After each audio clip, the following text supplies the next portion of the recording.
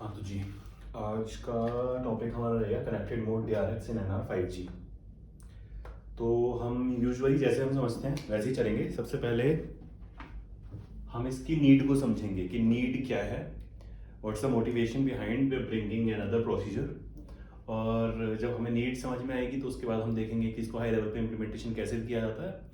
And then थोड़ा बहुत हम इसके आईईज के बारे में पढ़ेंगे कि आईई लेवल पे ये हम किस तरह से इम्प्लीमेंट करेंगे। ओके ठीक है।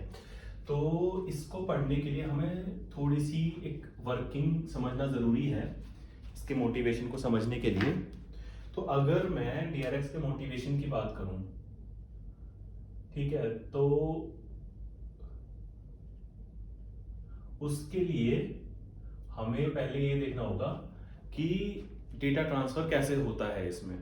ठीक है, NR5G में। तो NR5G में क्या होता है, इतना मैं एक्सपेक्ट कर रहा हूँ कि ये आप लोगों को ऑलरेडी पता होगा कि जो फ्रीक्वेंसी होती है वो हमारी सब कैरियर्स की टर्म्स में डिवाइडेड होती है एंड फर्दर रिसोर्स ब्लॉक की टर्म्स में डिवाइड होती है। और इन टाइम डोमेन वो स्लॉट्स वगैरह की टर्म्स में डिवाइडेड होती है। तो होता क्या है कि फ्रीक्वेंसी को यूज कहाँ करना है, से तो यू ही है। इसको क्या पता कि इस ग्रिड पे फ्रीक्वेंसी की जो ग्रिड बन गई उसका डेटा यहाँ रखा हुआ है, यहाँ रखा हुआ है, यहाँ रखा हुआ है, यहाँ कहाँ रखा हुआ है। तो उसके लिए वो सबसे पहले एक चैनल होता है जिसको बोलते हैं PDCCH। उसको मॉनिटर करके उसको ब्लाइंडली डिकोड करता है और उससे उसको पता लगता है कि उसका कोई डेटा आया है या नहीं आया है। ठीक है, और ये शेड्यूलिंग जो है ना, ये शेड्यूलिंग करता है G node B is the master कि कहाँ पे क्या रखना है, कि इसी का डेटा यहाँ पे रखना है, दूसरे का यहाँ पे रखना है। ये सब जी नोड भी डिसाइड करता है कि किसका कहाँ पे रखना है। तो G node B is the master. Allocation का काम जी नोड पी का है। तो अगर जी नोड पी मास्टर है और एलोकेशन वो कर रहा है तो किसी तरह यूई को पता होना चाहिए ना उसका एलोकेशन कहाँ है। तो उसके लिए उसको PDCCH पढ़ना पड़ता है। और ये एलोकेशन जो है, ये एलोकेशन हर TTI में, ट्रांसमिशन टाइम इंटरवल, जो कि NR5G केस में होता है स्लॉट, उसमें चेंज होता है। तो हर स्लॉट में पढ़ना पड़ेगा, समझ लो, हर स्लॉट में पढ़ना पड़ेगा। तो उसके लिए हर स्लॉट में उसको PDCCH डिकोड करना पड़ेगा यूई को। तब उसको पता चलेगा कि डाउनलिंक में उसका डेटा कहां रखा है, ऑल्सो अपलिंक में उसको डेटा कहां भेजना है। ठीक है, अगर TDD हम चला रहे हैं तो अपलिंक और डाउनलिंक की ग्रिड सेम ही होगी, और अगर FDD चला रहे हैं तो अलग अलग होगी, पर उसमें डेटा कहां रखना है ये भी उसको PDCCH डिकोड करके ही पता लगेगा। तो ये दोनों अपलिंक और डाउनलिंक के ट्रांसमिशन के लिए, दोनों के लिए ये चीज जरूरी हो जाती है, PDCCH को रीड करना। ठीक है, और जैसा कि मैंने बताया कि हर स्लॉट में चेंज होता है तो हर स्लॉट में रीड करना जरूरी हो जाता है, क्योंकि हर स्लॉट में लोकेशन डिफरेंट हो सकते हैं। ऐसा नहीं है कि स्लॉट 0 में आपको पता लग गया कि भाई मेरा रिसोर्स ब्लॉक नंबर 11 और 12 पे डेटा आ रहा है तो 1 पे भी वहीं आएगा, ऐसा नहीं होगा। ये चीज चेंज हो जाएगी, ये अरेंजमेंट चेंज हो जाएगा। And since this arrangement can change, तो you can not be sure कि भाई ऐसे हम एक बार में पढ़ के बार बार लेते रहे। तो आपको PDCCH हर बार डिकोड करना पड़ेगा। Is that clear? सबको क्लियर है? ठीक है, तो अभी क्या करते हैं कि इसका ड्रॉबैक समझते हैं। इसका ड्रॉबैक क्या है? अब फॉर एग्जांपल अगर यूई को कुछ भेजना है, ठीक है, तो इट्स इजी फॉर यूई अपना बता देगा कि भाई SR के थ्रू या BSR के थ्रू कि मेरे पास इतना डेटा है, इतना लोड चल रहा है, और GNB उसको ग्रांट दे देगा। तो अगर UL की बात करें तो UL will indicate either bye SR और BSR। ये प्रोसीजर्स होते हैं इंडिकेट करने के लिए जी नोड पी को कि भाई मेरे पास क्यू लोड है, मुझे अपलिंक में कुछ भेजना है। अब जी नोड पी ग्रांट दे देगा, ठीक है। UL ग्रांट किस पे आएगी? वो ग्रांट जैसा कि मैंने अभी बताया PDCCH के थ्रू आएगी। तो ये PDCCH को मॉनिटर करेगा यूई और वो देखेगा कि भाई मेरे लिए ग्रांट आई है, तो जो ग्रांट आई है उस पर डेटा भेज देगा। ठीक है, तो अपलिंक में एक तरीके से यूई को थोड़ा थोड़ा आइडिया है कि क्योंकि उसी के एंड पे इनिशिएट हो रही हैं चीजें कि भाई कब मॉनिटर करना है। प्रॉब्लम आती है डाउनलिंक में। डाउनलिंक में अगर कोई नेटवर्क इनिशिएटेड अगर कोई डेटा है, data initiated not by this UE itself but some other way. For example अगर कोई वॉइस कॉल है जो आपको रिसीव करनी है, तो वो आपने इनिशिएट तो नहीं किया, किसी और यूई ने इनिशिएट किया और नेटवर्क के थ्रू आपको पता चलेगा कि भाई मेरे लिए कॉल आ रही है। तो उस केस में क्या करेंगे? तो उस केस के लिए एक तो चीज ये है सिंपल सी कि यूई हमेशा हर स्लॉट पे, फॉर एवरी स्लॉट, यूई क्या करेगा? पीडीसीसीएच को मॉनिटर करेगा। यानी कि अगर ये टाइम डोमेन है, अगर ये डिवीजन है स्लॉट का, तो हर स्लॉट पे जैसे ही स्लॉट लगता है वो पहले पीडीसीसीएच को ब्लाइंडली डिकोड करने की कोशिश करेगा। यहां पे भी करेगा, यहां पे भी करेगा, सब जगह करेगा। ठीक है, और उस केस में उसका डेटा हो भी सकता है और नहीं भी हो सकता है। ठीक है, अच्छा, is this a good thing? No, it's not a good thing, right? अगर सपोज यूई का डेटा आता ही नहीं है नेटवर्क से कोई इनिशिएटेड, तो this is not good because it will take a lot of processing and that will drain UE's battery.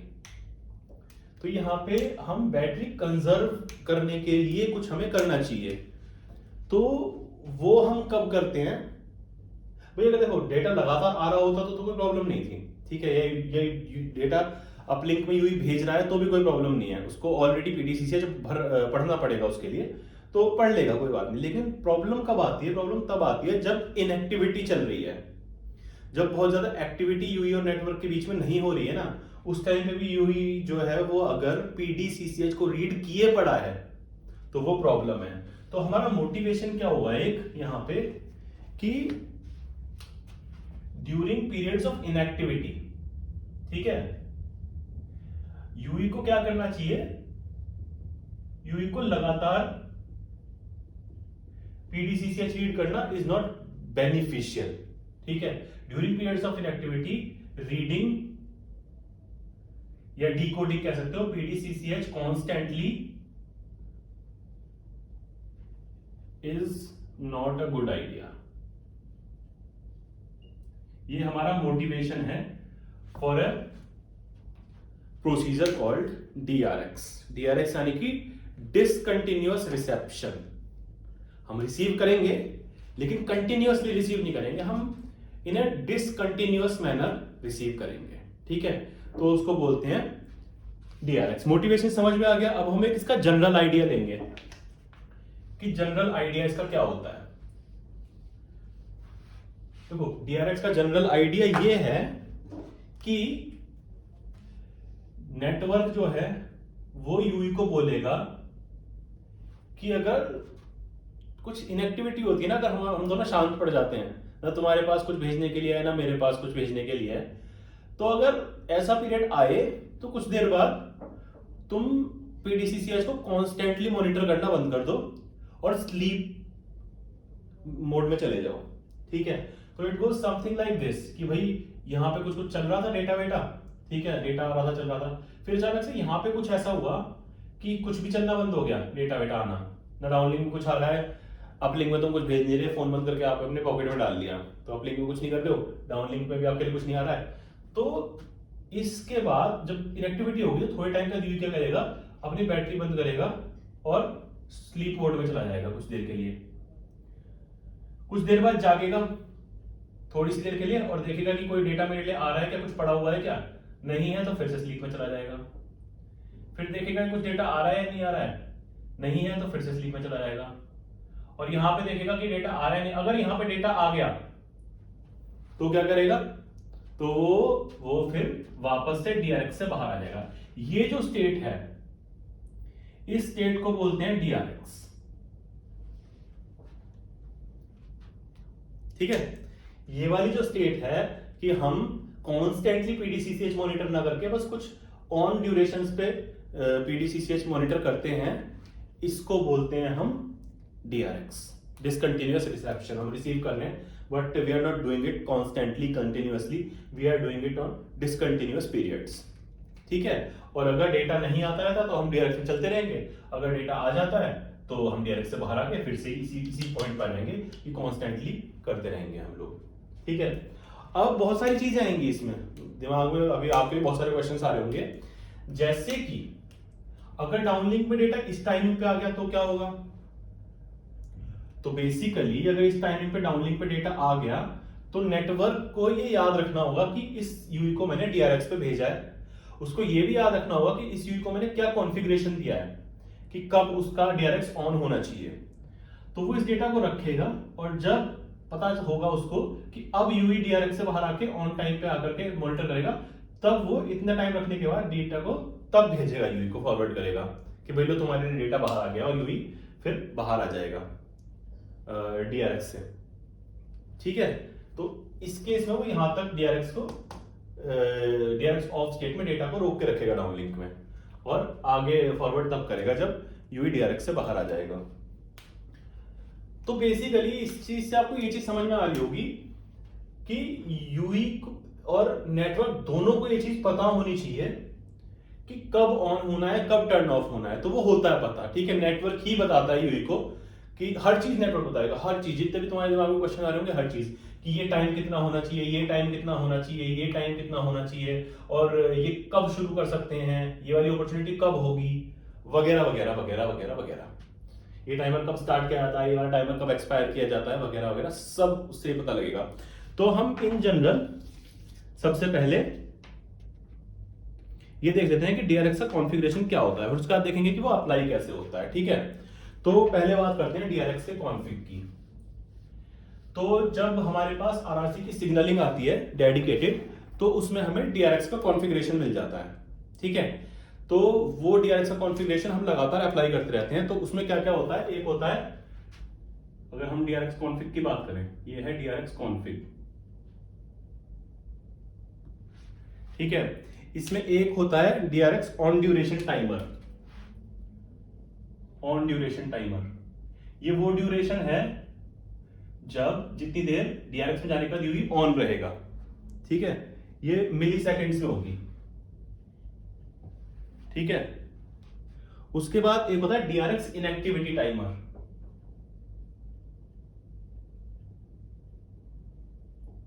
अगर अभी ध्यान हो तो मैंने बोला था ना कि कुछ देर अगर इनएक्टिविटी रहेगी तो उसके बाद यूई जो है वो डीआरएक्स में जाता है। तो ये वही बताता है कि अगर इतनी देर इनएक्टिविटी है, इतनी देर तक अगर डाउनलिंक में और अपलिंक में कुछ भी नहीं चला है, कोई पीडीसीसीएच डिकोड नहीं हुआ है, तो आप इनएक्टिविटी में चले जाओ।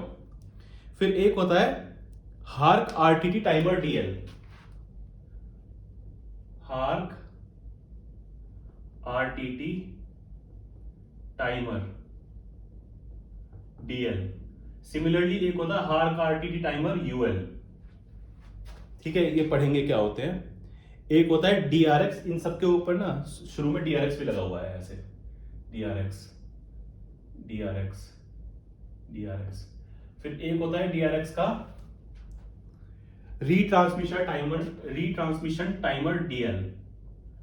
Retransmission timer DL. और सिमिलरली एक होता है यूएल। एक होता है DRX long cycle start offset.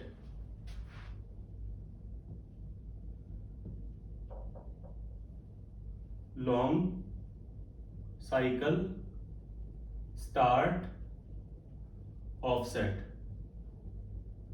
इसके दो भाग होते हैं।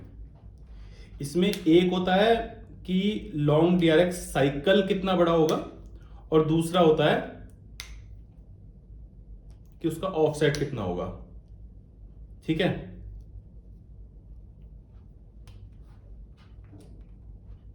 फिर उसके बाद होता है एक शॉर्ट डीआरएक्स साइकिल।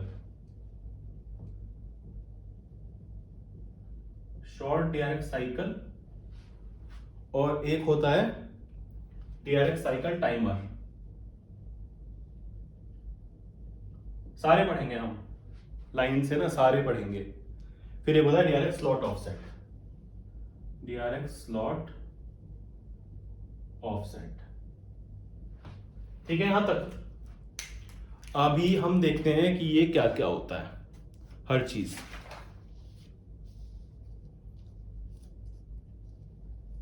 सबसे पहले हम बात करते हैं इनएक्टिविटी टाइमर की। इनएक्टिविटी टाइमर की, सपोज इस टाइमर की वैल्यू है 10 मिली सेकेंड। कितनी है भाई? 10 मिली सेकेंड। अब सपोज करो कि हम SFN SF 605,3 पे चल रहे थे। ये सब सिस्टम फ्रेम है, ये सब फ्रेम है, ठीक है। इस पे हम चल रहे थे और PDCCH आ गया, डिकोड हो गया, PDCCH सक्सेसफुली डिकोड हुआ। तो हम क्या करते हैं, हम इनएक्टिविटी टाइमर को रीस्टार्ट कर देते हैं।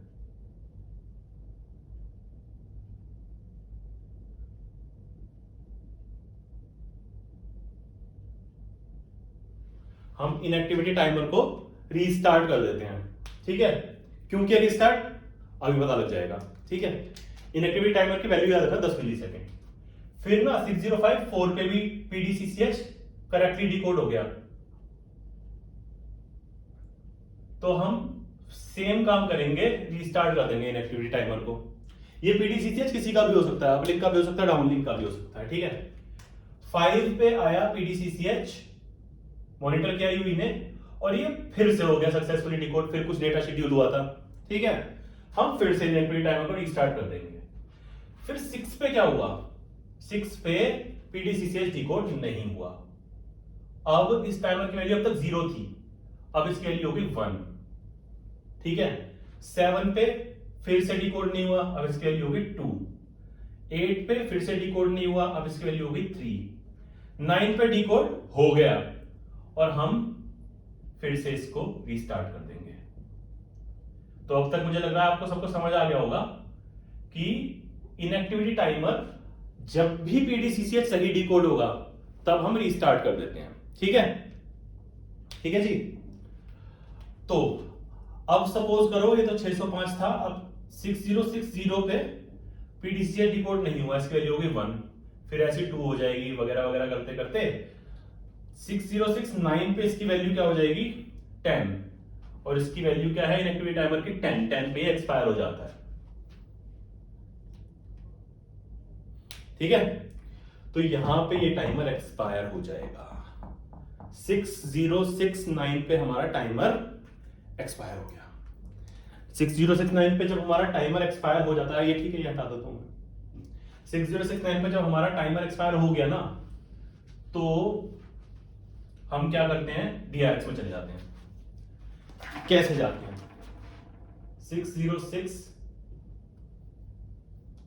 6069 पे हमारा टाइमर एक्सपायर हुआ। कौन सा टाइमर, इनएक्टिविटी वाला, ये वाला। तो हम DRX में चले गए। यहां पे यूई ने डिसीजन लिया कि लेट्स मूव टू DRX, ठीक है। तो अभी तक हम इस वाले पीरियड में थे, यहां पे डिकोड हो रहा था, यहां पे डिकोड होना बंद हुआ, लेकिन यहां पे फिर से डिकोड हो गया, तो हम इनएक्टिविटी में नहीं जा पाए। फिर यहां पे 10 सेकंड तक कोई डेटा नहीं आया और हम यहां से DRX में जा रहे हैं, ठीक है। ये है आपका मूव टू DRX पॉइंट, ठीक है।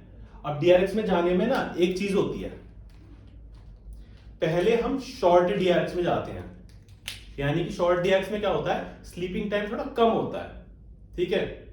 कि भाई ऐसा हो, मतलब इसके पीछे का थॉट ये है कि हो सकता है कि भाई मैं कुछ फोन में कर रहा था, अचानक से कोई आया, उससे बात करने लगा, इनएक्टिविटी हो गई, तो एकदम से बड़ी स्लीप में बच जाओ, क्योंकि वो बात करके चला जाएगा, मैं दोबारा शुरू हो जाऊंगा, ठीक है। तो पहले शॉर्ट DRX में भेजते हैं, तो वो काम ना इस तरह से करता है कि पहले कुछ नहीं था, फिर शॉर्ट DRX में भेजो, ठीक है, ऐसे। और फिर शॉर्ट DRX में भी अगर वो बाहर ना आए ना, तो एक पर्टिकुलर काउंट का फिर लॉन्ग DRX में भेजो। ये वाला टाइमिंग ना सेम रहता है ऑन ड्यूरेशन, क्योंकि आप देखो यहाँ पे ऑन ड्यूरेशन एक ही है, फील्ड अलग अलग नहीं है। ये वाला टाइम सेम रहता है, लेकिन ये वाला टाइम बढ़ जाता है लॉन्ग DRX के, इसमें ज्यादा बैटरी बचा रहे हैं, ठीक है। तो अब ये कौन डिसाइड करेगा कितनी देर तक रहेगा शॉर्ट में, कितनी देर तक क्या, तो वो हम सब देखेंगे, ठीक है। सबसे पहले शॉर्ट DRX में जाता है वो। शॉर्ट DRX में जाने के लिए उसको पहले ये पता होना चाहिए कि ऑन ड्यूरेशन कहां पे है मेरी, ठीक है, समझ में आ रहा है। अच्छा एक चीज और है, हम डायरेक्ट लॉन्ग में भी भेज सकते हैं, अगर ये वाला प्रेजेंट नहीं हो ना, ये वाले आईईज अगर प्रेजेंट नहीं है, ये वाली अगर इंफॉर्मेशन प्रेजेंट नहीं है, तो फिर यूई डायरेक्ट लॉन्ग में जाएगा, यूजुअली होता भी वही है, मैंने ज्यादातर इंप्लीमेंटेशंस में यही देखा है कि सीधे लॉन्ग डीआरएक्स में जाते हैं, शॉर्ट डीआरएक्स में जाते नहीं है usually.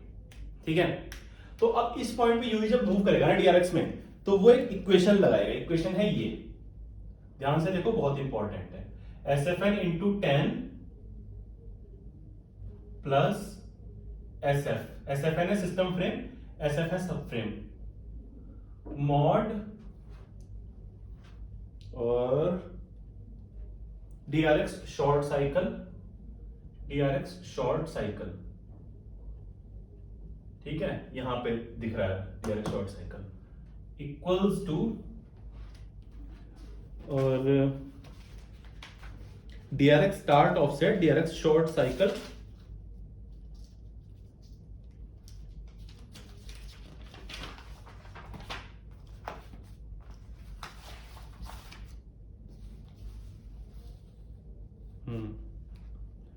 Equal to DRX start offset, DRX start offset mod और अगेन DRX शॉर्ट साइकिल। ठीक है, यही बात आ जाएगा, DRX शॉर्ट साइकिल। अच्छा, DRX शॉर्ट साइकिल क्या बताता है? DRX शॉर्ट साइकिल पूरी की पूरी ये वाली टाइमिंग बताता है, ये वाली ऑन और ऑफ दोनों की टाइमिंग। ठीक है, केवल ऑफ की या केवल ऑन की नहीं बताता, पूरी टाइमिंग बताता है DRX short cycle in milliseconds. ठीक है, तो इस इक्वेशन से हम क्या कैलकुलेट करते हैं? तो ये पता चल गया हमें, ये क्या बताता है? ठीक है, ये पूरी ये वाली टाइमिंग बताता है। ठीक है, अब इसकी वैल्यू हम मान लेते हैं, हमारे केस में एग्जांपल के लिए मान लेते हैं कि 8 मिली सेकेंड है, ऑन ड्यूरेशन मान लेते हैं 2 मिली सेकेंड, तो 6 की स्लीप और 2 का ऑन। ठीक है, अच्छा, तो हमारा SFN किस SFN पे मूव हुए हम? 606 में। तो ये इक्वेशन हम, इससे हमें ना ये निकालना है कि हमारा ऑफसेट कितना होना चाहिए। सही है, देखते हैं कैसे निकालते हैं। SFN इंटू 10 होगा मेरा 6060 प्लस 9 और मॉड DRX शॉर्ट साइकिल है मेरा 8। ठीक है, तो ये LHS मेरा क्या हुआ? LHS मेरा यहां पे क्या बन रहा है? 6069 मॉड 8। तो ये कितना बनेगा? 8 7 56 46 8 5 40 69 8 8 64 5 आया, 5 बनेगा रिमाइंडर। तो ये वैल्यू मेरी बन रही है 5। LHS है मेरा 5। अब मुझे ये देखना है कि RHS 5 कब बनता है, किस स्लॉट ऑफसेट के लिए RHS 5 बनता है। अगर मैं ऑफसेट 0 रखूं तो 0 मॉड 8 तो 0 हो गया, 1 मॉड 8 1 हो गया, ऐसे ये 2 हो गया, तो 5 कब होगा? 5 मॉड 8 इज इक्वल टू 5। तो ये दोनों चीजें बराबर कब होती है? जब DRX स्टार्ट ऑफसेट की वैल्यू होती है 5। ठीक है, जब DRX स्टार्ट ऑफसेट वैल्यू 5 होगी तब ये बराबर होंगी हमारे एग्जांपल के लिए। तो इस इक्वेशन का यूज करके हमने क्या निकाला कि हमारा DRX स्टार्ट ऑफसेट जो है वो है 5। ठीक है, ये निकाला। फिर हम जब ये निकाल लेते हैं, हमने कैलकुलेट किया, फिर हम DRX स्लॉट ऑफसेट देखते हैं। ठीक है, DRX स्लॉट ऑफसेट की वैल्यू जो है वो कुछ भी हो सकती है, 0 से 31 तक होती है।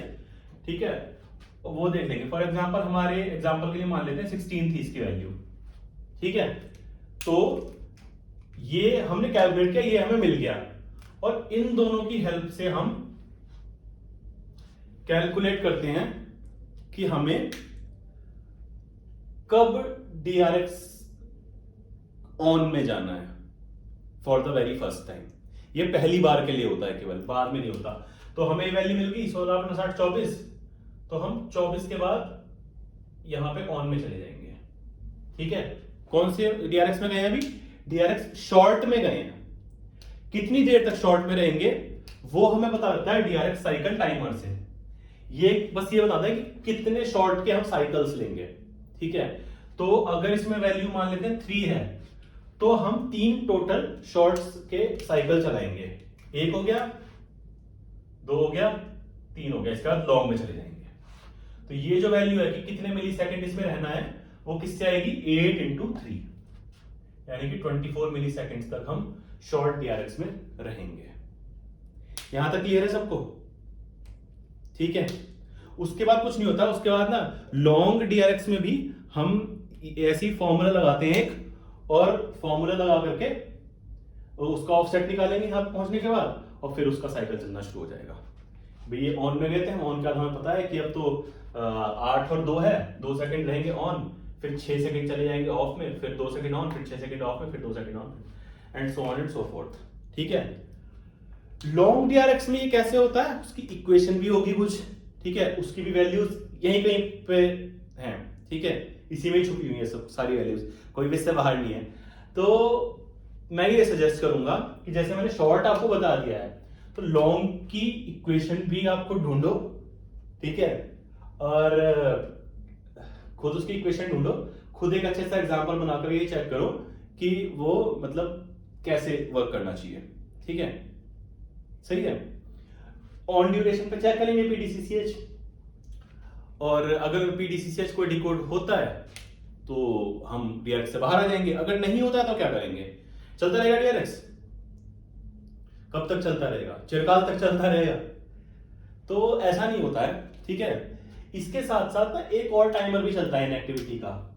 जब इनएक्टिविटी होती है तो उस टाइमर को हम बोलते हैं, जब हम ये वाला टाइमर रीस्टार्ट कर रहे होते हैं ना, तो हम एक और टाइमर रीस्टार्ट कर रहे होते हैं, RRC इनएक्टिविटी टाइमर। ठीक है, तो वो जब तक ये एक्सपायर्ड स्टेट में रहेगा RRC टाइमर चलता रहेगा। ठीक है, ये एक्सपायर्ड स्टेट में कब तक रहेगा, अगर हम DRX में ही है तो, PDCCH कोई नहीं आया तो वो टाइमर साथ साथ चल रहा है।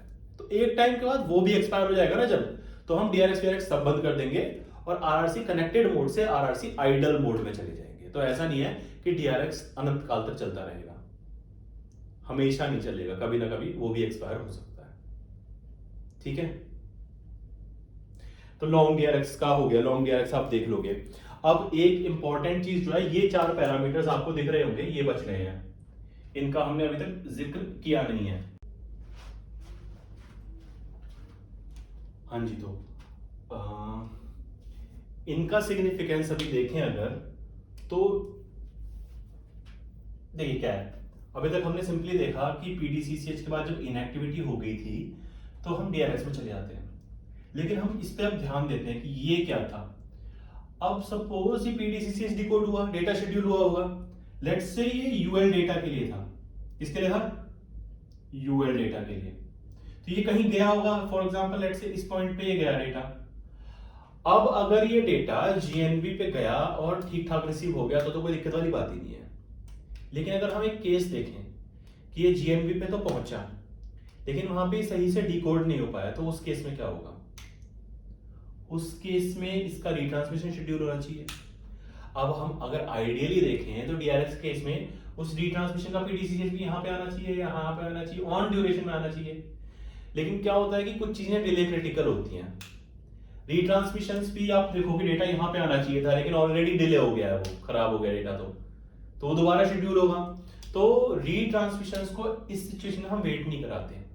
ठीक है, जहां पे आता है G0 वहीं भेज देता है UV पे। अब आप कहोगे कि अगर यहाँ पे आ गया तो फिर मिस हो जाएगा, हम तो मॉनिटर नहीं कर रहे PDCCH। तो उसी के लिए ना ये वाले प्रोविजंस हैं। तो होता क्या है कि जब हम इनएक्टिविटी में जाते हैं और हमें पता है कि हमने कोई UL डेटा भेजा हुआ है, तो हम उसके लिए एक टाइमर चलाते हैं, ये वाला हार्क RTT टाइमर UL। ठीक है, हार्क RTT टाइमर UL मैंने यहां पे चला दिया सपोज,